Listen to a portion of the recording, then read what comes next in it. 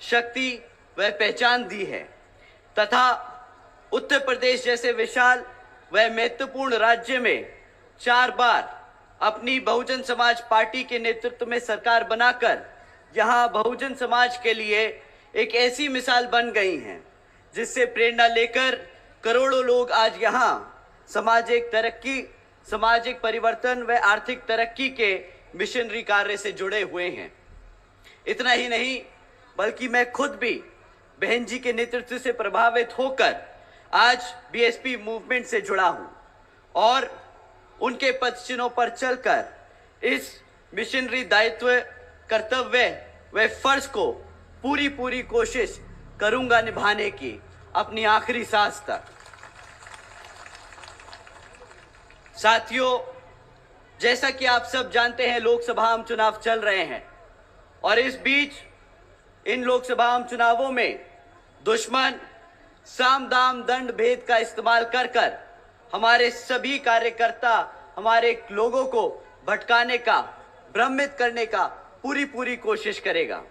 परंतु साथियों, दुश्मन आज उतना मजबूत नहीं जितना पहले था, तो वो आपके सामने आकर सामने से वार नहीं करेगा। आप लोगों के बीच में रहकर एक बहरूपिये के रूप की तौर में आप लोगों के बीच में रहकर आपको गुमराह करने की कोशिश करेगा। परंतु साथियों, अब समय आ गया है कि ऐसे बहरूपिये जो बहुजन समाज पार्टी के नाम पर नीला पटका पहनकर, जय भीम के नारे लगाकर, मान्यवर साहब को, बाबा साहब को अपना महान नेता मानकर, जय भीम के नारे लगाकर आप लोगों को कहते हैं कि भाई बहुजन समाज पार्टी अब पुराने जमाने की पार्टी है, तो ऐसे लोगों को अब मुंह तोड़ जवाब देने का समय आ गया है। साथियों, बहरूपियों को मुंह तोड़ जवाब देने का समय आ गया है। अब बर्दाश्त नहीं करेंगे कोई हमारी बहुजन समाज पार्टी का वोट काटकर इधर उधर विपक्षी पार्टियों को समर्थन देने की बात करे। अब समय आ गया है ऐसे लोगों को समाज में बीच में लाकर जूता मारकर उनको उनकी औकात दिखाने का।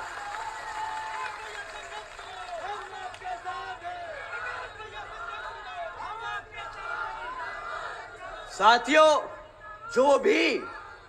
जो भी आपको बहुजन समाज पार्टी से भटकाने की कोशिश करे, बाबा साहब के नाम पर, मान्यवर साहब के नाम पर, बहन जी के नाम पर अगर बोले कि नहीं बहुजन समाज पार्टी अब हमारी पार्टी नहीं, हमें विपक्षी पार्टियों को वोट देना होगा, तो साथियों ऐसे लोगों को अब बख्शना नहीं। बहुत लंबे समय तक इन चमचों को हमने बर्दाश्त किया है, बहुत लंबे समय तक इन चमचों को हमने अपने बीच में रहने दिया है, पर अब बहुजन समाज एकजुट होकर इनको समाज से खदेड़ने का काम करेगा।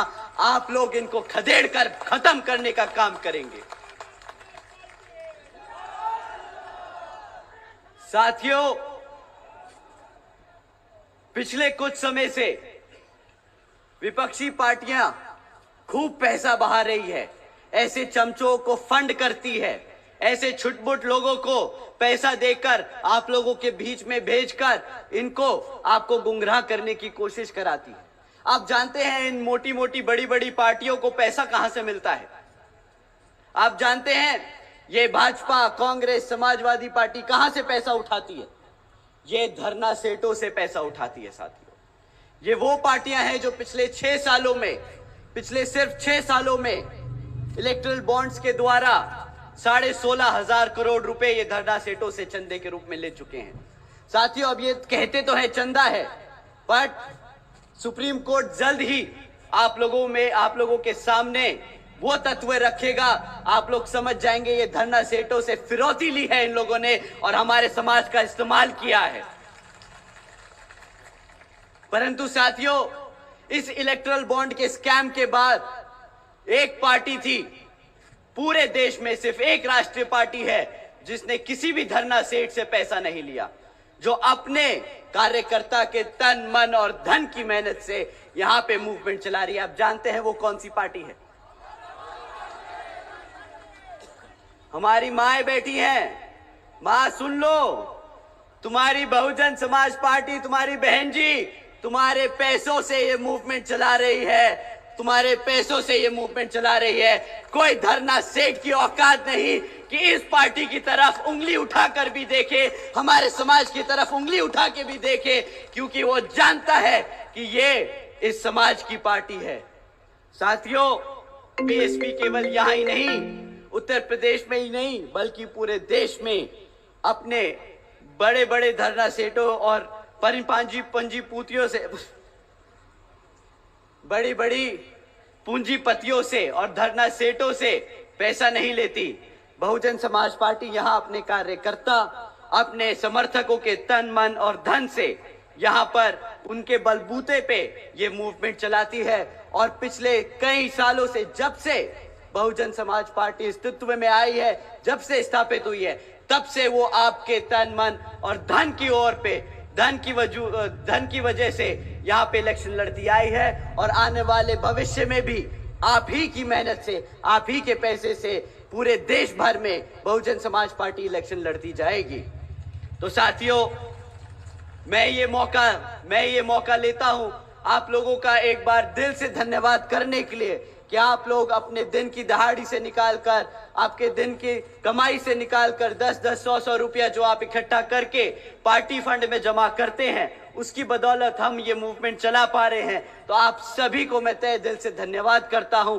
आप लोगों की मेहनत को हम जाया नहीं जाने देंगे। आप लोगों की हकों की आवाज हम पार्लियामेंट तक पहुंचा कर रहेंगे और आपके लिए काम करते रहेंगे।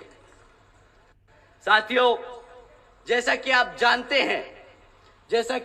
हैं कि बहन जी ने कभी भी, बहुजन समाज पार्टी ने कभी भी कोई मैनिफेस्टो जारी नहीं किया, क्योंकि बहन जी मानती हैं कि जब जब यहां के लोगों ने,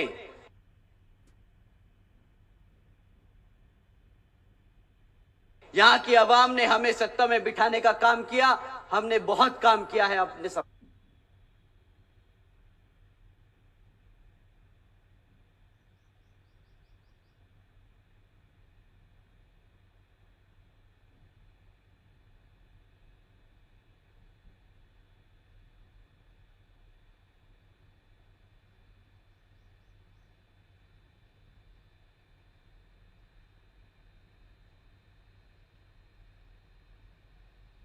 समाज के लिए। तो जब भी हम वोट मांगने जाएं, हम अपने कामों के साथ वोट मांगने जाएं। हम आने वाले 5 साल 10 साल के वादों के साथ नहीं जाएंगे। हमने जो पिछले 10-15 सालों में काम किया, हम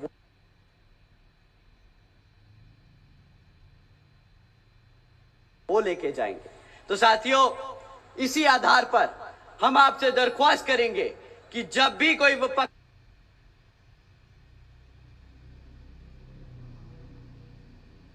पार्टी आप लोगों के बीच में आए वोट मांगने, तो आप उनसे उनके पिछले 10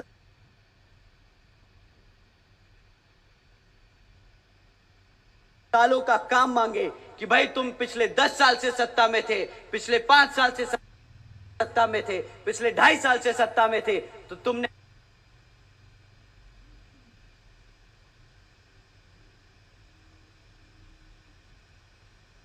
हमारे समाज के लिए क्या काम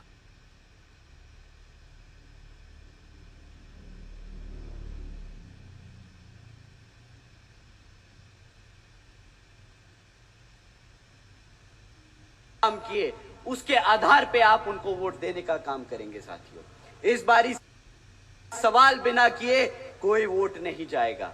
हमारी मां यहां बैठी हैं, आप अपने बच्चों को समझा दीजिएगा कि बेटा इस बारी बिना सवाल किए, बिना जवाब मांगे कोई वोट नहीं देगा। साथियों,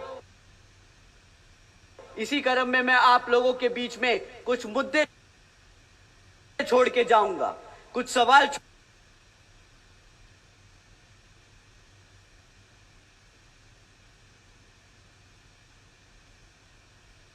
छोड़ के जाऊंगा जो आप इन विपक्षी पार्टियों से पूछ सकते हैं। साथियों, पिछले 10 साल से केंद्र की सरकार में कौन सी पार्टी सत्ता में रही? कौन सी पार्टी सत्ता में रही? चोरों की पार्टी सत्ता में रही, भाजपा नहीं, चोरों की पार्टी सत्ता में रही है। तो साथियों, इन चोरों से पूछना पिछले 10 साल में तुमने हमारे समाज के लिए क्या किया। साथियों, पूछना आप इनसे जाति और धर्म के आधार पे सवाल नहीं करना। अगर हम जाति और धर्म के आधार पे कुछ सवाल कर दिए तो इलेक्शन कमीशन कल हमें बंद कर देगा, कहेगा तुम जाति और आधार के नाम पर वोट मांगने का काम कर रहे हो। परंतु आदरणीय प्रधानमंत्री जी भड़काऊ भाषण दे सकते हैं, प्रधानमंत्री जी मुसलमान और हिंदू कर सकते हैं, तब इलेक्शन कमीशन की आंखों पे पट्टी बंध जाएगी, मुंह पे टेप बंध जाएगा, तब इनके हाथ में कोई ताकत नहीं होगी। पर जब आपका बहुजन समाज सवाल उठाता है तब इनको सारे कानून याद आ जाते हैं। कोई बात नहीं, एक समय आएगा जब गद्दी पर बहुजन समाज पार्टी की राष्ट्रीय अध्यक्ष बहन कुमारी मायावती जी प्रधानमंत्री होंगी और फिर वो कानून के आधार पर यहां पर काम करने का पूरी कोशिश करेंगी।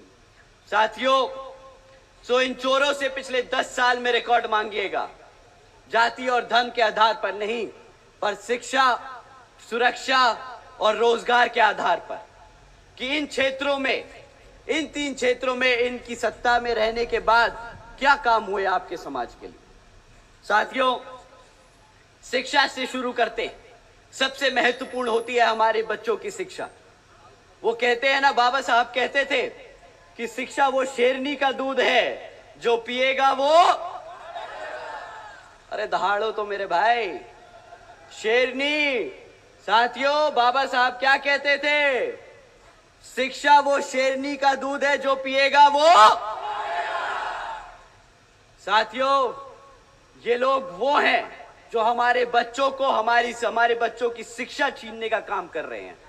पिछले 10 सालों में इन्होंने सरकारी स्कूलों की इतनी हालत खराब कर दी है, बदतर कर दी है, कि आज अगर सरकारी स्कूल के बच्चे को आप गुणा भाग करने को कहो तो 8वीं कक्षा के बच्चे गुणा भाग नहीं कर पाते। और ये मैं नहीं कह रहा, ये इनकी सरकारी सर्वे बोल रहे हैं। अगर आप उनसे पूछो अंग्रेजी में 4 सेंटेंस बोल दो बच्चे, तो वो सेंटेंस अंग्रेजी में सवाल जवाब नहीं कर सकते, वो समझ नहीं पाते कि सामने वाला अंग्रेजी में बोल क्या रहा है। साथियों, अगर शिक्षा के और नाम पर आपने ये खिलवाड़ किया है तो आप बताइए, क्या इन लोगों को वोट बनता है कि नहीं? वोट नहीं बनता तो क्या बनता है? जूता, चप्पल या लाठी? क्या तीनों मारोगे? तीनों मारोगे? ठीक है साथियों, तो एक एक जोड़ी चप्पल निकाल लीजिए, एक एक लाठी निकाल लीजिए और एक एक जूता निकाल लीजिए। वोट मांगने आए, उसी हिसाब से उसे वो चप्पल, जूता और डंडा मार मार के उसको बता देना कि जो तुम लोगों ने हमारे से शिक्षा छीनी है, उसके बदले तुम्हें वोट नहीं, ये डंडा मिलेगा। साथियों, शिक्षा के नाम पर इनसे जब सवाल करोगे तो ये आपको डिजिटल इंडिया की बात बताएंगे कि हमने डिजिटल इंडिया बनाया है। इंडिया में हर एक बच्चा आज कंप्यूटर पे है, वो टेक्नोलॉजी के बारे में सीख रहा है। परंतु साथियों, हकीकत ये है कि आज 65% से ज्यादा सरकारी स्कूलों में एक कंप्यूटर तक नहीं है। अगर सरकारी स्कूलों में कंप्यूटर नहीं होगा तो कहां से डिजिटल इंडिया बनेगा? कहां से हमारा बच्चा स्कूलों में टेक्नोलॉजी के बारे में सीखेगा? आप ही बताइए साथियों। अगर हमारा बच्चा प्राइमरी सेकेंडरी स्कूल में पास होकर किसी तरह सरकारी कॉलेजेस में दाखिला ले लेता है तो आप जानते हैं उसका क्या हाल होता है। अभी 10-12 दिन पहले की बात है, कुछ छात्र बाबा साहब भीमराव अंबेडकर जी की यूनिवर्सिटी में, बाबा भीमराव अंबेडकर जी की यूनिवर्सिटी जो है उसमें बाबा साहब की जयंती बनाने की कोशिश कर रहे थे। परंतु वहां के प्रोफेसर, डीन, उन लोगों ने क्या किया, बच्चे अपने बाबा साहब को पूज रहे थे तो उनसे वो बर्दाश्त नहीं किया गया, लाठी मार मार कर उनको पीटा, सिक्योरिटी गार्ड को बुलाकर उनको पीटा और फिर उनके खिलाफ फर्जी केस दर्ज कराकर उन्हें जेल में डाल दिया। साथियों, क्या इस स्वतंत्र भारत में, बाबा साहब के भारत में, क्या हमको उनकी जयंती बनाने का हक नहीं है क्या? अगर कोई आपसे वो हक छीने तो उसकी क्या सोच है, आप ही बताइए। कैसी सोच है उसकी अगर वो बाबा साहब की जयंती नहीं बनाने देना चाहता। मानवतावादी जो गंदी सोच है इन लोगों की, जो बाबा साहब को नहीं मानते, जो बच्चे बाबा साहब के बारे में पढ़ते हैं, जो उन्हें अपना भगवान मानते हैं, उनके खिलाफ हैं ये लोग।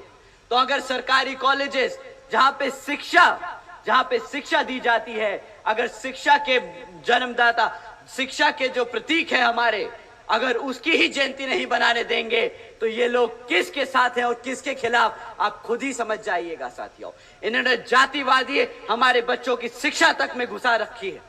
ये चाहते नहीं कि हमारे बच्चे पढ़े, हमारे इतिहास के बारे में जाने। आप जानते हैं ना वो बड़े बुजुर्ग क्या कहते हैं?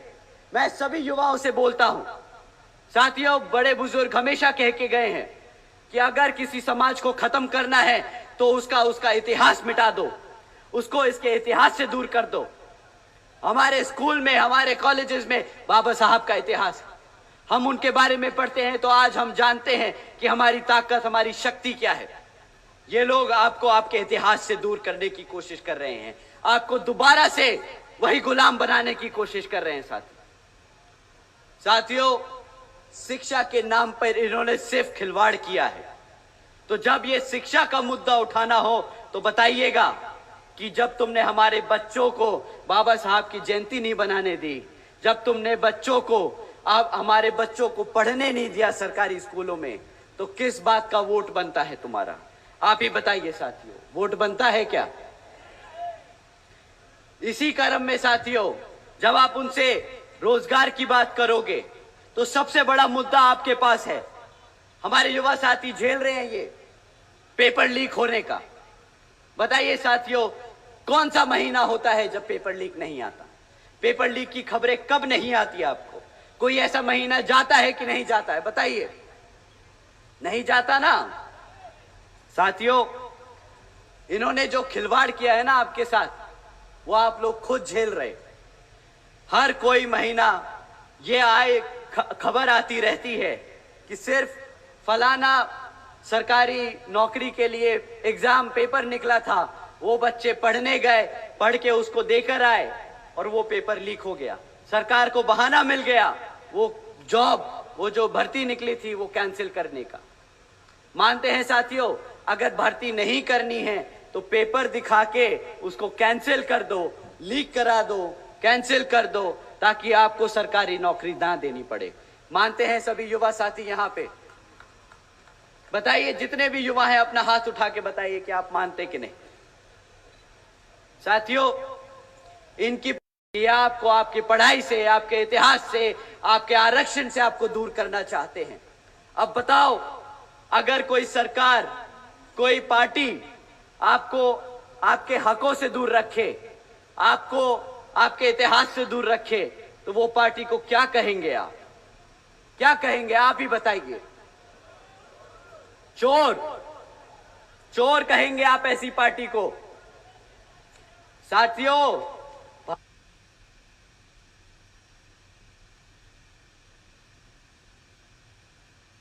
भारत की जनता ने इन्हें वोट डाला है, कोई विश्वास करके ही वोट डाला होगा।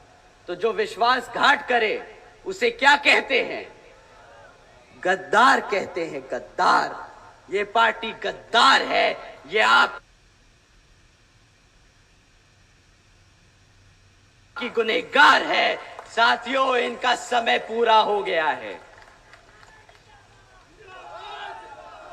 साथियों,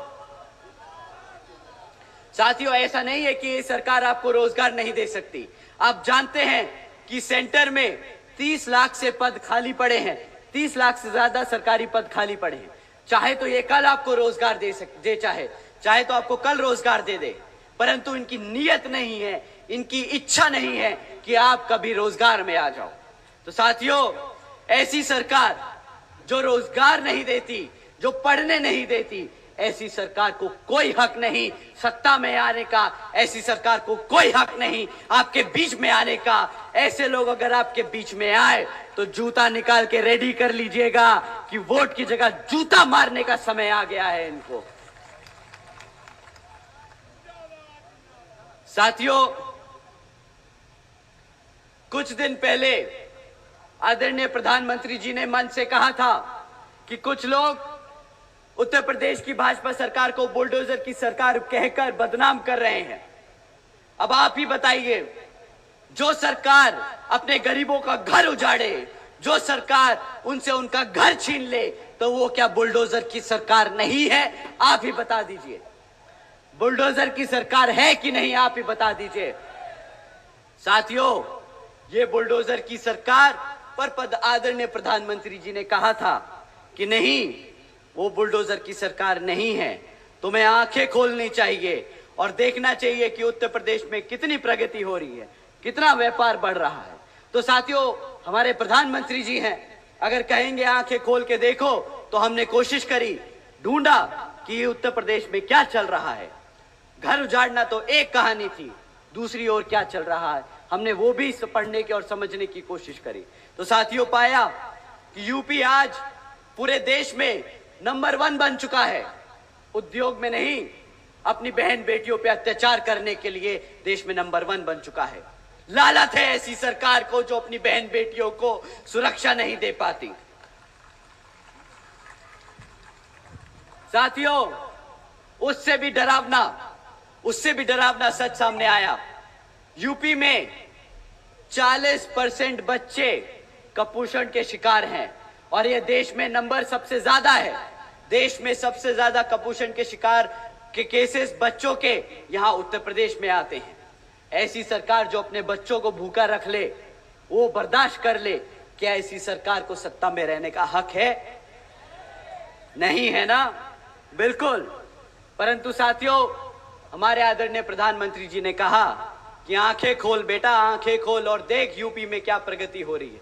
तो हमने फिर देखा कि भाई कुछ रह गया हो, तो पता चला नेशनल क्राइम ब्यूरो का डेटा कहता है कि उत्तर प्रदेश में 16,500 से ज्यादा किडनैपिंग के केस दर्ज किए गए।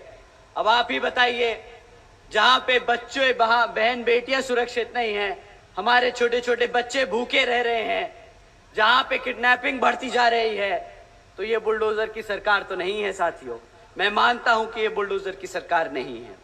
साथियों, जो ये सरकार है, जो ये बुलडोजर की सरकार नहीं, ये गद्दारों की सरकार है, गद्दारों की सरकार है। साथियों, जो सरकार अपने युवाओं को, जो अपने बच्चों को भूखा रखे, जो सरकार अपनी बहन बेटियों को, जो बहन बेटियों पे अत्याचार होने दे, जो अपने युवा साथियों को, युवाओं बच्चों को बेरोजगार रखे, जो अपने बड़े बुजुर्गों को फ्री राशन के नाम पर यहाँ की जनता को गुलाम बनाकर रखे, ऐसी सरकार को आप जानते हैं क्या कहना चाहिए? ऐसा शासनकाल पता है कहां होता है? जहां आतंकवादी नहीं बोलना चाहिए था। तो हम उनसे दरख्वास्त करेंगे कि यहां उतर के आके देखें और गांव-गांव में घूमें और पता करें कि यहाँ के जो बहन बेटियां हैं, जो हमारे युवा हैं, वो किस हालत में जी रहे हैं। वो खुद समझ जाएंगे कि जो हमने कहा वो गलत नहीं, वो सत्य है, वो सच है, वो हमारी आवाम आज जी रही है। साथियों, रोजगार पर एक और टिप्पणी करी।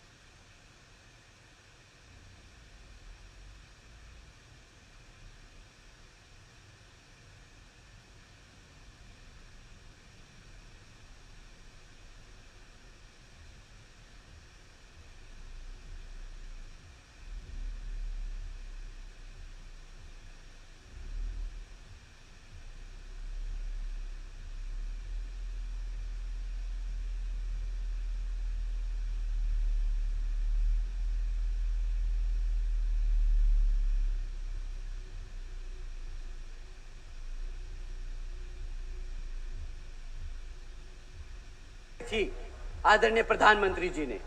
उन्होंने कहा था कि भाई